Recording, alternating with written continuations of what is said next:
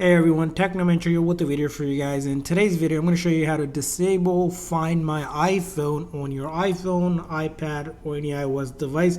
So let's get started. So this demo, I'm going to do it on iPhone. Similarly, it will work on other iOS devices as well. First thing you're going to do is go into your setting on your iPhone or your device. And from there on, you'll see up top here is going to be your name or your Apple ID account. You simply want to click on that. From there on, you have the option for Find My. Now, once you click on Find My, right up here is the option for Find My iPhone. Now, in order to disable it, simply click on it.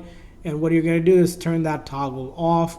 And then you'll be prompted to enter your Apple ID password for that account that's signed in. So I'm going to enter my Apple ID password. And once you enter your Apple ID password, simply click on that turn off option right there. And that's going to disable, or as you can see, or turn off Find My iPhone, which now will make it easy if you're going to be resetting this device or basically factory resetting it so it's off your account.